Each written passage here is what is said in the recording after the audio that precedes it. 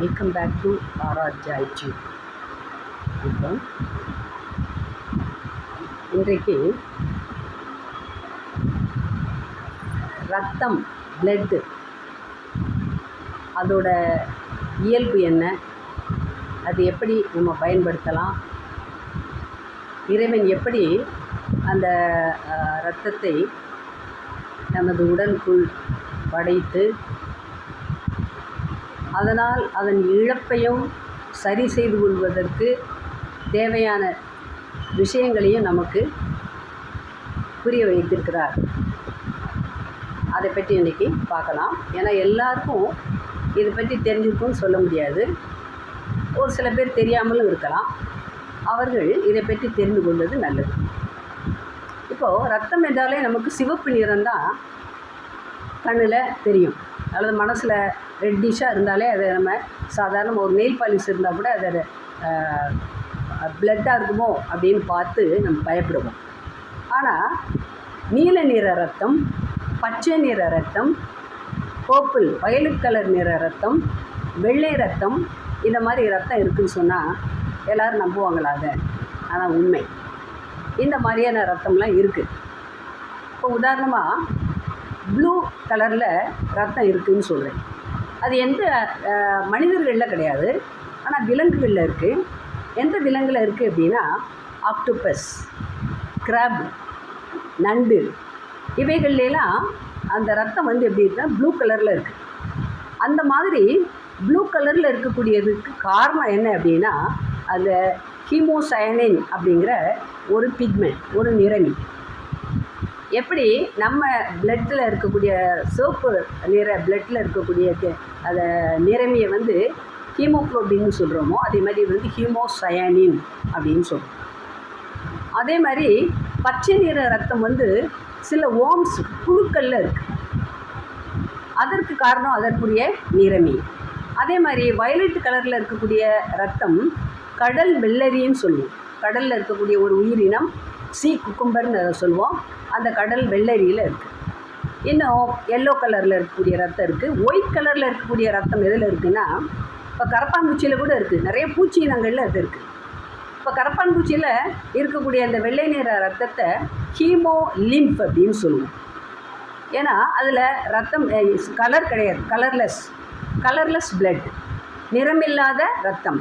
அதை காலில் சில சமயம் நம்ம காலில் பட்டு அது இறந்துருச்சு அப்படின்னா அதுலேருந்து ஒரு வெள்ளை கலரில் ஒரு திரவம் வந்து வெளிவரும். ஆனால் பொதுவாக நமக்கு ரத்தத்தில் இருக்கக்கூடிய ஹீமோக்ளோபின் வந்து சுவாசித்தலுக்கு பயன்படும். ஆனால் இங்கே அந்த மாதிரி இது பயன்படாது. இது வந்து ட்ரெக்கியான்ற ஒரு ஆர்கன் மூலமாக இது வந்து சுவாசிக்கும். மூச்சுக்குழல் மூலமாக நேரடியாக இந்த கரப்பான்பூச்சி வந்து சுவாசிக்கும். ஆனால் அதில் ரத்தம் இருக்கிறது வந்து என்னதுன்னா ஹீமோலிம்ப்ங்கிற ரத்தம் அதில் இருக்குது, நிறமற்ற வெள்ளை கலர் ரத்தம். ஸோ இப்போ நம்ம பார்த்தது ஆச்சரியப்படத்தக்க வகையில் சிவப்பு நிறம், பச்சை நிறம், மஞ்சள் நிறம், நீல நிறம், இந்த மாதிரி நிறைய விதவிதமான கலரில் ரத்தம் இருக்குது. அந்த ரத்தத்திற்கு காரணம் அதற்குரிய நிறமிகள், பிக்மெண்ட்ஸ். அடுத்து இப்போ நம்ம என்ன பார்க்க போகிறோன்னா ஒரு மனிதனுக்கு எவ்வளவு ரத்தம் தான் இருக்குது அப்படின்னு பார்ப்போம். எவ்வளவு குவான்டிட்டி, அவங்களோட ரத்தம் எவ்வளவு. இது வந்து it depends upon the age, அதாவது வயதை பொறுத்து இருக்குது. சின்ன குழந்தைக்கு ஒரு அளவு, பெரியவங்களுக்கு ஒரு வயது, வயசானவங்களுக்கு ஒரு அளவு, இந்த மாதிரி இருக்குது. நம்ம அதை ஒரு ஸ்டாண்டர்டாக சொன்னோம் அப்படின்னா 5 லிட்டர். ஒரு மனிதனுக்கு இருக்கக்கூடிய ரத்தத்தின் அளவு வந்து 5 லிட்டர். அடுத்து இப்போது வயசாக அந்த ரத்தத்தின் அளவு வந்து குறையலாம். குழந்தையாக இருக்கும்போது குறைஞ்சிருக்கலாம், பெரியவங்களாக வர வர ரத்தத்தின் அளவு வந்து கூடலாம். இந்த மாதிரி ரத்தத்தின் அளவு அவங்களுடைய வயதை பொறுத்து மாறுபடுகிறது.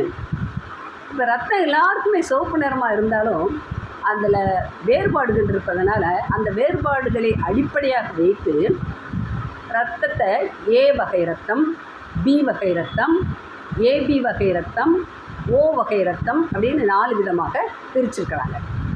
இதில் இருக்கக்கூடிய ஆன்டிஜன், அதாவது ஏ என்ற ரத்தத்தில் ஏ என்ற ஆன்டிஜன் இருக்கும், பியில் வந்து பிங்கிற ஆன்டிஜன், ஏபியில் 2 ஆன்டிஜனும், ஏ பி 2 ஆன்டிஜன் இருக்குது, ஓவில் வந்து ஆன்டிஜனே கிடையாது. இப்போ இதை பற்றி டீட்டெயில்ஸ் நம்ம அடுத்த எபிசோடில் பார்ப்போம். இதில் இந்த 4 இரத்த வகுப்பில் இரத்த வகுப்பு உடையவர்களை வந்து யூனிவர்சல் டோனார் அப்படின்னு சொல்லுவோம், யாவருக்கும் கொடுப்பவர்கள். ஏபிங்கிற ரத்தம் அவங்கள வந்து யூனிவர்சல் அக்செப்டார்னு சொல்லுவோம், அதாவது எல்லோரிடம் இருந்தும் பெற்றுக்கொள்ளக்கூடிய தகுதி உள்ளவர்கள் அப்படின்னு. அப்போ இந்த ரத்தத்தில் இருக்கக்கூடிய வகைகள் இன்னும் மைனூட்டாக நிறைய வகைகள் இருக்குது, ப்ளஸ்ஸு மைனஸ்லாம் சொல்லலாம். இப்போ பொதுவான இரத்த வகைகள் 4 வகை ரத்தம். இந்த ரத்தம் எல்லாருமே அவங்கவுங்க ரத்த வகுப்பை தெரிஞ்சு வச்சுக்கிடணும். பிளட் குரூப் என்ன அப்படிங்கிறத தெரிஞ்சு வச்சுட்டா ரொம்ப நல்லது. இது தவிர ரீசஸ் பிளட் குரூப்புன்னு சொல்லுவோம், RH ரத்த வகுப்பு, RH ப்ளஸ் RH மைனஸ்ன்னு சொல்லுவோம். இந்த ரத்த வகுப்பை பொதுவாக ப்ரெக்னென்சி காலத்தில் தான் இதை பயன்படுத்துவாங்க. ஏன்னா இந்த குழந்தைகள் வந்து தங்குவதும் தக்க வைத்து கொள்வதும் தங்காமல் வெளியேறுவதும் எதை பொறுத்து இருக்குன்னா இந்த RH பொறுத்து இருக்குது. ஆனால் அதுக்கெல்லாம் இப்போ ஒரு தீர்வு இருக்குது மெடிக்கல் ஃபீல்டில். ஆனால் ப்ரெக்னென்சிக்கு பயன்படக்கூடிய ஒரு வகை ரத்தம் வந்து RH ப்ளஸ் RH மைனஸ் ரத்த வகை. அடுத்து சரி, இப்போ இந்த ரத்தத்தை பற்றி நம்ம பார்த்துட்டோமே, எத்தனை பேருக்கு தெரியும் எந்த வயசில் நம்ம ரத்தம் கொடுக்கலாம், டொனேட் பண்ணலாம், எப்போ நம்ம பிளட் டொனேட்டராக மாறலாம் அப்படின்னா அதுக்கு ஒரு எல்லாருமே கொடுக்க முடியாது, ஒரு குறிப்பிட்ட ஏஜ் இருக்குது. என்னன்னா 17லிருந்து 65 வயசு வரைக்கும், ஃப்ரம் 17 to 65 ஏஜ் அந்த வந்து ரத்தம் வந்து கொடுக்கலாம். சரி, இந்த ஏஜ் இருந்தால் போதுமா, வெயிட் ஒரு 30 கிலோ இருந்தால் கூட பரவாயில்லையா அப்படின்னா அதுவும் இல்லை, அதுக்கு ஒரு லிமிட்டேஷன் இருக்குது. 45 to 50 ஏஜ் வந்து கிலோ 45 to 50 kg கிலோகிராம் எடை உள்ளவர்கள் கொடுக்கலாம். இது தவிர 3வது கண்டிஷன், ஒன்று ஏஜு, அதுக்கப்புறம் வெயிட்டு, அதுக்கு அடுத்து வந்து ஹெல்த்து. நல்ல குட் ஹெல்த்தில் இருக்கிறவங்க தான் மற்றவங்களுக்கு ரத்தத்தை கொடுக்க முடியும்.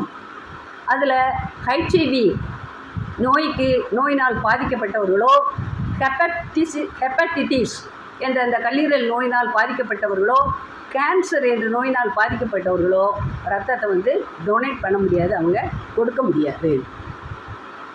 இது தவிர இன்னும் அந்த ரத்தம் கொடுக்கக்கூடியவர்களோட கண்டிஷன் எப்படி இருக்கணும்னா, அவங்க ரத்தத்தில் 12.5 கிராம் ஹீமோக்ளோபின் கண்டிப்பாக இருக்கணும். இப்போ 6 ஹீமோக்ளோபினோ 7 8 இருக்கிறவங்களாம் கொடுக்க முடியாது, டொனேட் பண்ண முடியாது. இது வந்து பெண்கள். ஆண்களுக்கு வந்து 13 கிராம் இருக்கணும். 13 கிராம் ஹீமோக்ளோபின் இருக்கவங்க தான் அவங்க வந்து டொனேட் பண்ணணும். சரி, டொனேட் பண்ணதுக்கு தேவையான எல்லா தகுதிகளும் இருக்குது. நான் வந்து இன்றைக்கி ஒரு ஆளுக்கு டொனேட் பண்ணுறேன், நாளைக்கு ஒரு ஆளுக்கு டொனேட் பண்ணுறேன்னு வரிசையாக டெய்லி டொனேட் பண்ண முடியாது.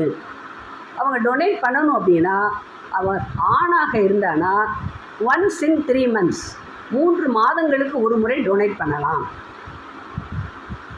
பெண்களாக இருந்தால் 4 மாதங்களுக்கு ஒரு முறை டொனேட் பண்ணலாம். ஒரு வருஷத்தில் பெண்கள் 3 நேரம் பண்ண முடியும், ஆண்கள் வந்து 4 முறை பிளட்டு டொனேட் பண்ணலாம். ஒரு குறிப்பிட்ட காலத்துக்கு பிறகு தான் அவங்க வந்து டொனேட் பண்ண முடியும். டெய்லியோ அல்லது வாரத்துலேயோ ஒரு 10 நாளைக்கு ஒரு முறையோ பண்ண முடியாது. சரி, எவ்வளவு பிளட் டொனேட் பண்ணலாம்? 5 லிட்டர் பிளட் இருக்குன்னா ஒருத்தங்க டொனேட் பண்ண வராங்க, ஒருத்தங்களுக்கு வந்து ஒரு 2 லிட்டர் தேவைப்படுது அப்படின்னா என்னோடய உடம்புல 5 லிட்டர் இருக்குது, நீங்கள் 2 லிட்டர் எடுத்துக்கோங்க அப்படின்லாம் சொல்ல முடியாது. அவங்க வந்து 500 ml பெர் டைம் ஒரு நேரம் அவங்க பிளட் டொனேட் பண்ணாங்கன்னா 500 ml தான் அவங்க தே கேன் கிவ். அதுக்கு ரொம்ப அதிசயமான என்னென்னா, இந்த ரத்தம் வந்து ஒரு மிக்சர், அது பல பொருட்கள் கலந்த ஒரு கலவை. அது வந்து என்னென்னா முக்கியமாக வந்து பிளாஸ்மா, இன்னொன்று வந்து இரத்த செல்கள், இந்த 2 சேர்ந்தது தான் ரத்தம். பிளாஸ்மாங்கிறது லிக்விட் மாதிரி இருக்கும், திரவம் போல்.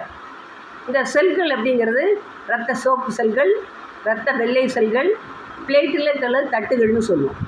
RBC red blood corpuscles, WBC white blood corpuscles and platelets. ஒவ்வொன்றும் ஒரு குறிப்பிட்ட எண்ணிக்கையில் இருக்கும். இதெல்லாம் சேர்ந்தது தான் அந்த ரத்தம். இந்த ரத்தத்தை ஹோல் பிளட்டுன்னு சொல்கிறோம். அப்படியே ரத்தமாகவும் கொடுக்கலாம், அல்லது ஒரு சில பேருக்கு பிளேட்லெட் மட்டும் தேவைப்படும். இந்த டெங்கு ஃபீவர் அப்படின்லாம் நம்ம கேள்விப்பட்டிருப்போம். அந்த டைமில் மற்ற பிளேட்லெட் குறைஞ்சிருச்சு அப்படி இப்படின்லாம் சொல்லியிருப்பாங்க. இப்போ இப்போ அந்த மாதிரி அந்த டைமில் பிளேட்லெட்டை மட்டும் நம்ம கொடுக்குறதா இருந்தாலும் கொடுக்கலாம், பிளாஸ்மா மட்டும் கொடுக்குறதா இருந்தாலும் கொடுக்கலாம், அதை செல்கள் மட்டும் நம்ம கொடுக்குறதா இருந்தாலும் கொடுக்கலாம், ஃபுல் ரத்தமும் கொடுக்கலாம், அல்லது அதில் இருக்கக்கூடிய ஒரு பகுதியை மாத்திரம் தனிப்படுத்தி கொடுக்கக்கூடிய அளவுக்கு விஞ்ஞானம் மெடிக்கல் ஃபீல்டு வந்து முன்னேறி இருக்குது. சரி, இவ்வளவு நம்ம பார்த்தோமே, இந்த இரத்த சிவப்பு செல்களை, அந்த இரத்த வெள்ளை அணுக்கள் இதெல்லாம் பார்த்தோம்ல. இதெல்லாம் நம்ம மனித உடலில் எங்கே கடவுள் உற்பத்தி பண்ண வச்சுருக்காரு, அந்த உற்பத்தி ஆகக்கூடிய இடம் எது அப்படின்னு பார்த்தா நம்ம நினச்சி பார்த்துருக்க மாட்டோம்னா அது எலும்பு மஜ்ஜையில் உற்பத்தி ஆகுது. எலும்பு மஜ்ஜைனா என்ன? எலும்புக்குள்ளே ஒரு துவாரம் மாதிரி இருக்கும், ஒரு ஓட்டை மாதிரி இருக்கும். அதுக்குள்ளே தான் ஸ்டெம் செல்கள்னு இருக்குது. அந்த செல்கள் தான் இந்த இரத்த செல்களை உருவாக்குது. இப்போ ஆர்பிசியும் அதுதான் உருவாக்குது. இப்போது அந்த இரத்த செல்கள் வந்து நம்ம உயிரோடு பிறந்த காலத்திலேருந்து கடைசி காலம் வரைக்கும் நம்ம கூட அதே செல்கள் இருக்குதா அப்படின்னா அது இல்லை. அதுக்கு ஒரு ஆயுள் காலம் இருக்குது, ஒரு லைஃப் ஸ்பேன் இருக்குது. அது வந்து 120 நாட்கள். இப்போது வந்து ரத்த சிவப்பு செல்களை எடுத்துகிட்டா 120 நாட்கள், ரத்த வெள்ளை செல்லை எடுத்துகிட்டா 2 to 3 வாரங்கள். இந்த மாதிரி அதுக்கு பிறகு என்ன செஞ்சிருதுன்னா அது அழிஞ்சிருது. உதாரணமாக ஆர்பிசி செல்கள் எடுத்துக்கிட்டா, ரத்த சிவப்பணுக்களை எடுத்துக்கிட்டோம் அப்படின்னா அது 120 நாட்களுக்கு பிறகு ரத்த ஓட்டத்தின் வழியாக ஸ்ப்ளீன், அதாவது மண்ணீரல், இந்த மண்ணீரலில் போய் அது அழிஞ்சிருது. இந்த மண்ணீரலை வந்து கிரேவ் யார்ட் ஆர் ஆர்பிசின்னு சொல்லுவோம். கிரேவ் யார்டு அதுக்கு வந்து அந்த கல்லறை, ஆர்பிசிக்கு கல்லறை வந்து எது அப்படின்னா ஸ்ப்ளீன், மண்ணீரல். அதனால தான் நீங்கள் பார்த்து நிறைய பேர் இப்போ நம்ம ஏதாவது வீக்காக இருக்கிறவங்களுக்கெல்லாம் டாக்டர் வந்து இந்த ஸ்ப்ளீன் வாங்கி கொடுங்க, சுவரொட்டி வாங்கி கொடுங்க அப்படிலாம் சொல்லுவாங்க. ஏன்னா இந்த ஸ்ப்ளீனில் வந்து நிறையா ஆர்பிசிக்கள் இருக்குது. ஆர்பிசிக்கள் வந்து உயிருள்ள நிலையில் இல்லை, அதில் உள்ள சத்துப்பொருட்கள் அதில் இருக்குது, இரும்பு சத்து அதில் நிறையா இருக்குது. அதனால் அதை வந்து உணவாக பயன்படுத்த சொல்லி நமக்கு சொல்லுவாங்க. நாமளும் ஸ்ப்ளீன் நிறையா வந்து வீக்காக இருக்கிறவங்களுக்கெல்லாம், இந்த ஸ்ப்ளீன்லாம் அனிமையாக இருக்கிறவங்களுக்கெல்லாம் அதை நம்ம கொடுத்துருக்கோம். அந்த போன் மேரோவில் அது இறந்து அதோட ஸ்டோரேஜ் ஹவுஸ் மாதிரி இருக்குது அந்த ஸ்ப்ளீன். இப்போது ரத்த சிவப்பணுக்கள், ரத்த வெள்ளை அணுக்கள் பார்க்குறோம். ரத்த சிவப்பணுக்கள் இருக்கு இல்லையா, எதுவுமே அளவுக்கு மிஞ்சினால் அமிர்தமும் நஞ்சு. ரத்த சிவப்பணு வந்து அளவுக்கு குறைவாக இருந்தால் அனிமியா என்ற ரத்த சோகை வரும். ரத்த வெள்ளை சிவப்பணுக்கள் கூடவும் கூடாது, குறைவும் கூடாது. குறைஞ்சா அனிமியா, கூடுனா பாலிசைத்தீமியா என்ற ஒரு நோய் ஏற்படுது. அதே மாதிரி ரத்த வெள்ளை அணுக்கள் குறைஞ்சி போச்சு அப்படின்னா லிக்கோபினியான்ற ஒரு நோய், அதிகமாக போயிடுச்சு அப்படின்னா லிக்கேமியா, அது எல்லாத்துக்கும் தெரியும், கேன்சர், பிளட் கேன்சர், லிக்கேமியா என்ற நோய் வந்து வரும். அதே மாதிரி பிளேட்லெட்ஸ்கள் வந்து குறைஞ்சிருச்சுன்னா ரத்தம் உறையாது, பிளட் கிளாட்டிங், அந்த ரத்தம் உறையாது, அது நமக்கு ப்ராப்ளத்தை ஏற்படுத்தும்.